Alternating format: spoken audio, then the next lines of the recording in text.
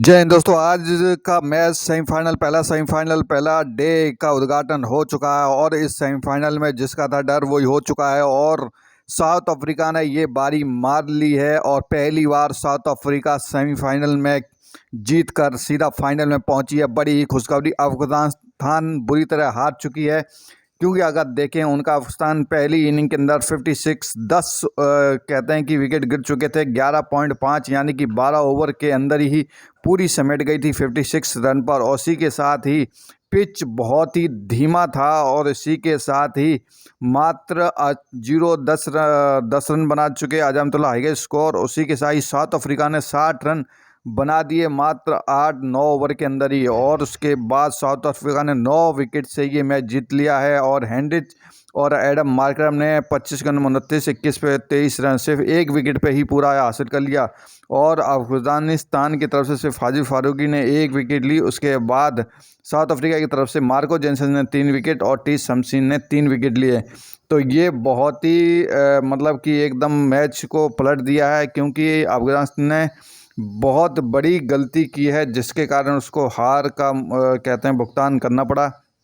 अगर वो पहले टॉस जीती और पहले बैटिंग ना करती तो सेकंड बैटिंग में उसको पिच का अंदाज़ा हो जाता है कि पिच का क्या रन है। पिच बहुत स्लो है और उसके बाद धीमा पिच था तो जो मतलब कि इसकी वजह से मतलब वो पिच के बारे में समझ ही नहीं पाए कि ये कैसी पिच है, जिसके कारण कहते हैं कि रशीद खान ने टॉस जीता। और टॉस करने के बाद उनको पहली गलती तो ये है कि टॉस करने के बाद उनको बैटिंग नहीं करनी चाहिए थी, उनको फील्डिंग करनी चाहिए थी।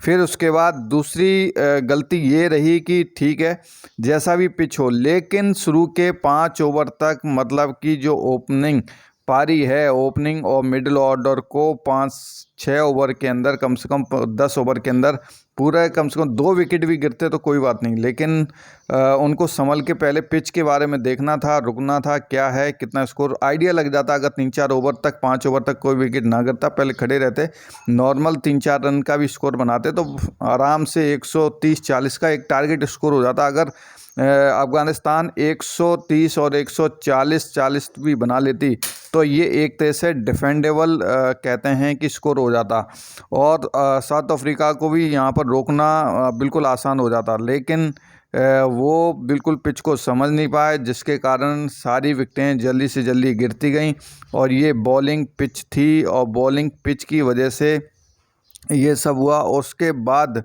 अगर हम तीसरी गलती की बात करें तो तीसरी गलती यही है कि उनका जो मिडिल ऑर्डर है वो पूरे सीज़न में नहीं चला, जिसका भुगतान अफगानिस्तान को भुगतना पड़ा। अभी तक का उन्होंने बहुत बढ़िया कहते हैं कि न्यूजीलैंड और ऑस्ट्रेलिया को हराया तो बहुत अच्छा क्रिकेट खेला, लेकिन T20 वर्ल्ड कप का जो सपना है वो फिर से अफगानिस्तान का टूट गया।